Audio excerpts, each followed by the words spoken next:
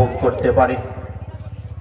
জালিসুর রহমানটা হলো এমন একটা বাগান, যে বাগানের ভিতর বান্দা আসার পরে আল্লাহ সুবহানাহু ওয়া তাআলা করেছেন একজন ফেরেশতার কাজ হলো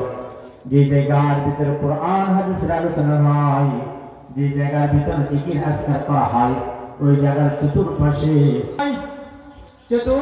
নূরের ফেরেশতারা ভিডিও কনফারেন্সের মাধ্যমে সেগুলো ভিডিও করে আল্লাহ সুবহানাহু ওয়া তাআলার দরবারে নিয়ে দেখায়, আল্লাহ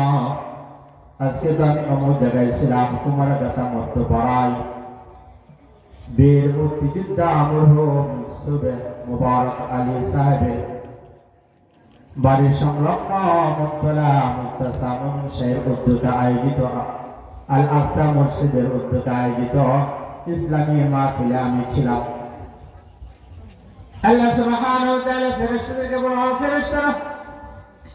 ওই জায়গায় কি বিষয় নিয়ে আলোচনা হয়, কিসের জন্য ছিল? ফেরেশতারা ডাকল, মাওলা ওই জায়গার ভিতর তোমার একদল উলামায়ে কেরাম কুরআন হাদিসের আলোচনা করে, আর ওই জায়গার ভিতর দ্বীনের মাহফিলের ভিতর দ্বীনের বেলায় মহিলাদের উদ্দেশ্যে তোমার প্রিয় মাহবুবা। আল্লাহ সুবহানাহু ওয়া তাআলা দেখেন ফেরেশতাদেরকে বলো, ফেরেশতারা ওই যে ফেরেশতারা বলে, আল্লাহ ওই জায়গার ভিতর উলামায়ে কেরাম জান্নাত জাহান্নামের আলোচনা করে,